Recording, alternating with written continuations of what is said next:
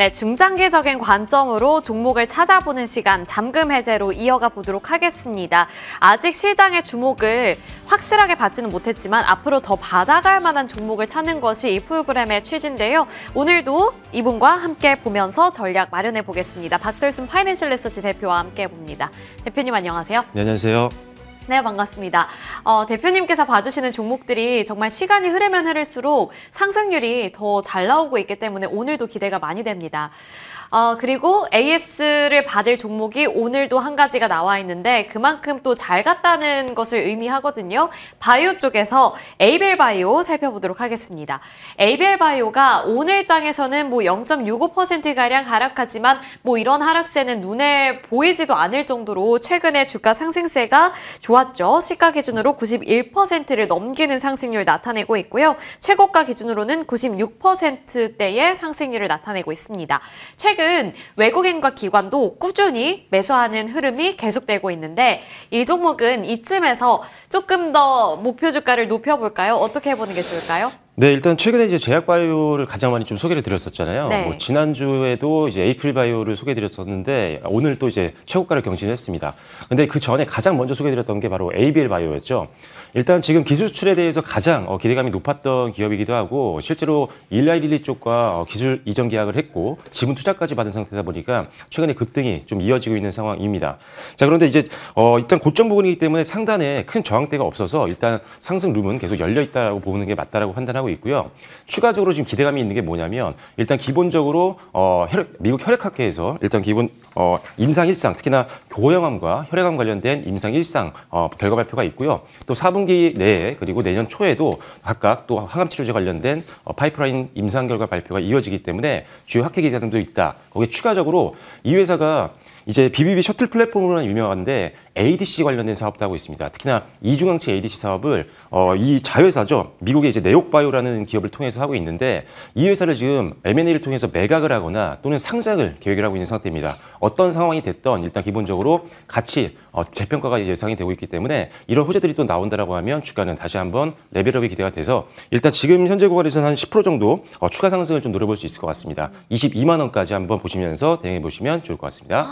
네, 2차 목표가인 15만 원은 이미 달성을 했고 또 앞으로 우리가 기대를 걸어볼 수 있는 모멘텀들이 줄줄이 또 예정이 되어 있는 만큼 목표 주가를 한 번 더 올려주셨는데요. 지금으로부터 한 10%가량의 상승 여력 남아있다고 봐주셨고요.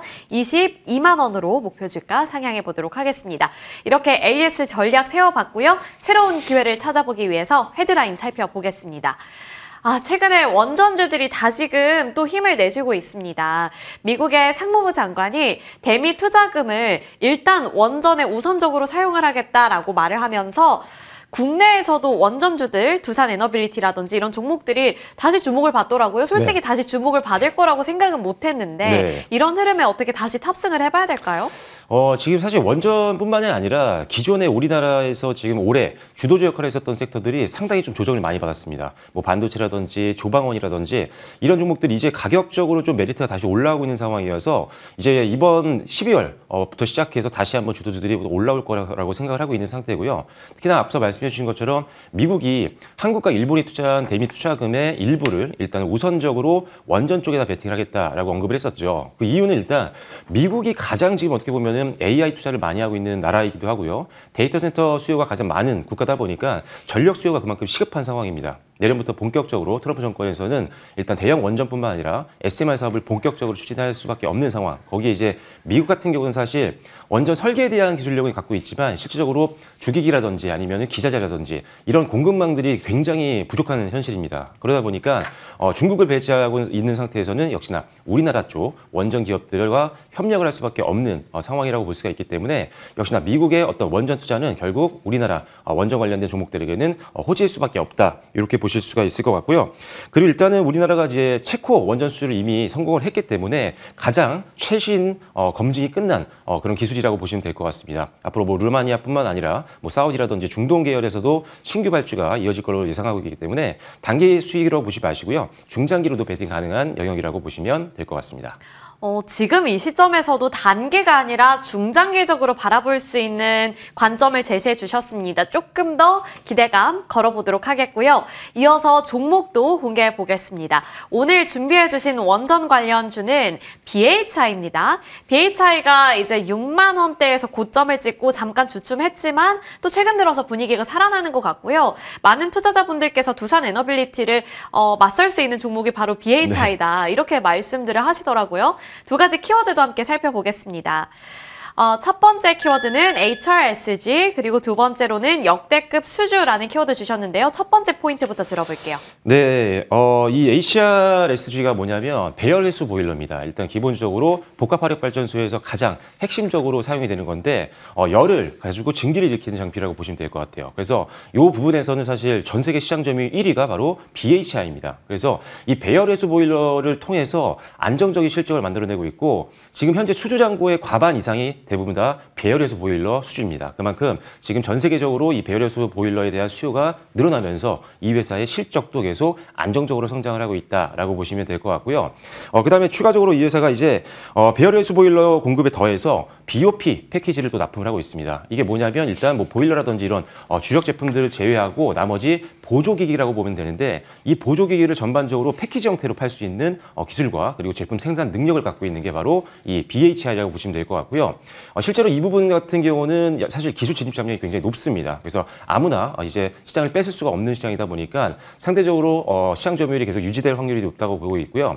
특히나 미국 쪽 같은 경우 이 보조기기 패키지를 납품한 전례가 좀 있었기 때문에 앞서 말씀드린 것처럼 이제 내년부터 시작해서 미국의 원전 시장이 본격적으로 확대가 된다고 한다면 이 회사의 BOP 패키지 관련된 매출도 급성장을 할 수 있는 가능성이 있다라고 보시면 될 것 같습니다. 일단 원재료의 모든 부대 설비를 일단 납품할 수 있는 가장 대표적인 종목이니까요. 두산 에너빌리티도 좋지만 일단 BHI도 양대 산맥으로 함께 묶어서 보시면 좋겠다 말씀드리겠습니다.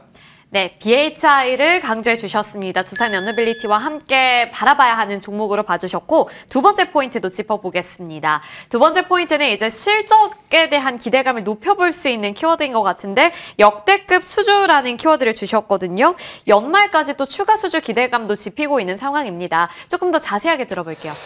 일단 기본적으로 2025년도 수주는 일단 한 1.7조 원을 넘어설 것으로 예상을 하고 있는 상태입니다. 작년 대비해서 일단 50% 이상 성장하는 걸로 지금 기대를 하고 있는 상황인데 일단 뭐 배열회수 보일러 쪽에서 수주가 너무나도 잘 나오고 있는 상황이다 보니까 연내에 한 건에서 두 건 이상의 또 수주가 나올 수도 있겠다라는 기대감이 굉장히 높아지고 있는 상황이다라고 보시면 될 것 같고요. 지금 3분기 누적으로 봤을 때는 수주 잔고가 지금 2조 원이 넘습니다. 그만큼 안정적인 실적을 만들어낼 수 있는 기반이 이미 충분히 준비가 되어 있는 기업이기 때문에 실적 시즌에도 적합한 종목이다라고 보시면 될 것 같고요.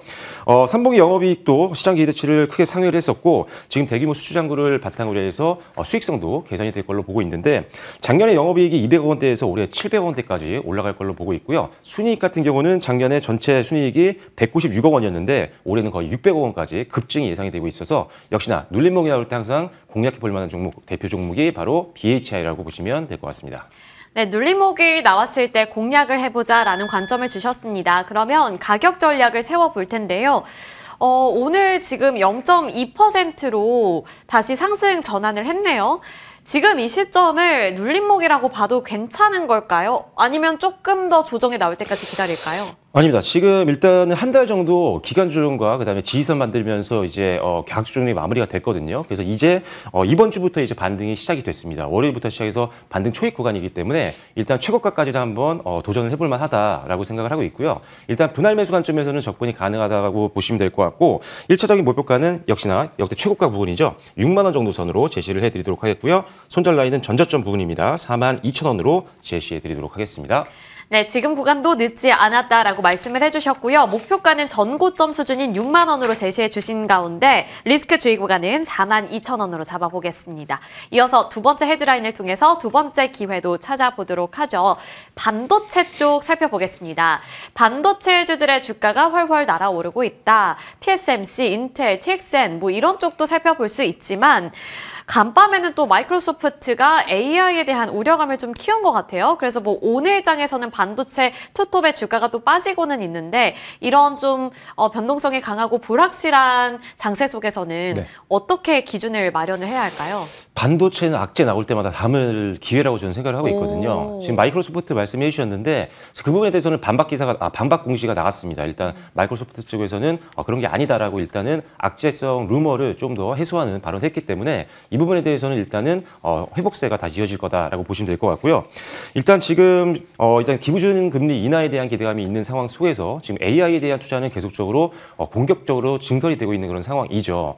특히나 지금 AI 서버 그리고 데이터 센터를 확장하기 위해서는 지금 반도체가 계속적으로 필요한 상황인데 일단 지금 HBM뿐만 아니라 일반 DRAM이라든지 ESSD까지도 엄청나게 지금 수요가 늘고 있는 상황입니다. 그러다 보니까 단가도 계속 올라가고 있죠. 그래서 마진율도 계속 좋아지고 있는 상황이고 사실 지금 없어서 못 팔 정도입니다. 대부분의 이제 DRAM 같은 경우, 메모리 반도체 같은 경우가 지금 솔드아웃이 될 정도로 지금 주문이 쇄도를 하고 있는 그런 상황이고요. 특히나 최근에 이제 이슈가 됐었던 뭐 TPU라든지 구글의 이런 제품 같은 경우도 결국은 메모리 반도체가 필요한 특히나 HBM이 들어가는 제품이기 때문에 일단 기본적으로 오히려 고객사가 확장되고 있다. 특히나 구글의 TPU처럼 이 주문형 반도체 쪽에 대한 수요도 계속 늘고 있는 상황이거든요. 그래서 이제 엔비디아뿐만이 아니라 주문형 반도체를 만들고 있는 빅테크들 모두 다 고객이 될 수가 있기 때문에 앞으로 공급이 좀 부족한 상황은 계속 유지가 되면서 결국 실적은 계속적으로 좋아질 수밖에 없는 그런 상황이다라고 보시면 될 것 같습니다.